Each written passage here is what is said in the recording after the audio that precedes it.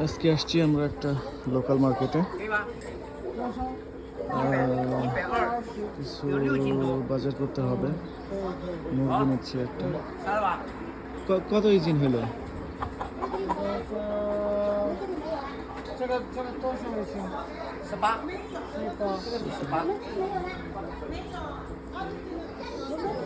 700।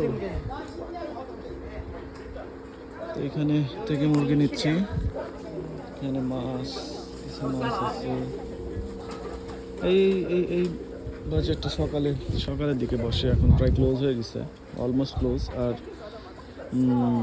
এখন আসলে new year, Chinese new ইয়ারের ভ্যাকেশন এখনো শেষ হয় না, এই জন্য মানুষ নাই।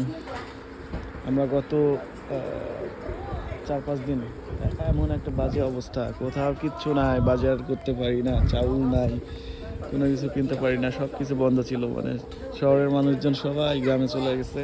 মানে ঢাকা শহরের মতো অবস্থা, ঈদের টাইমে যে অবস্থাটা হয় এরকম অবস্থা আর কি।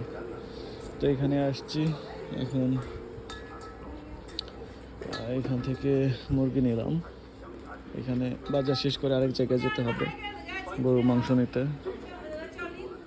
এই যে এদিকে সব সবজি বাজার, কিন্তু অবস্থা এখন জিনিসের খুবই খারাপ। ভ্যাকেশনের জন্য নতুন কিছু আসে না, সব পুরোনো জিনিস, আগেকার জিনিস যেগুলো ছিল এগুলো দিয়ে চালাচ্ছে।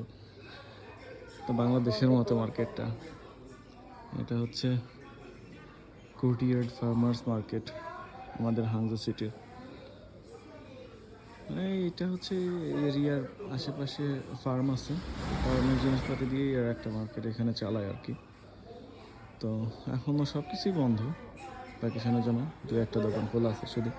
আর এগুলো এমনিই থাকবে, যার যতটুকু জিনিস দরকার এখান থেকে নিয়ে ওজন দিবে, দিয়ে ওই যে ওইখানে কিউআর কোড দেওয়া আছে, কিউআর কোডে দিয়ে তারা পে করে চলে যাবে, ঝামেলা নেই। একটা জিনিসও হারাবে না, কেউ ধরবেও না। বেশি বড় মার্কেট না, ছোটো মার্কেট, কিন্তু মানুষ হয় এখানে, অনেক মানুষ থাকে, কিন্তু এখন ভ্যাকেশনের জন্য মানুষ নেই। এই যে এনারা সব বিক্রি করতেছে, এগুলো তাদের জমির জিনিস, জমি থেকে নিয়ে আসে বিক্রির জন্য নিয়ে আসছে।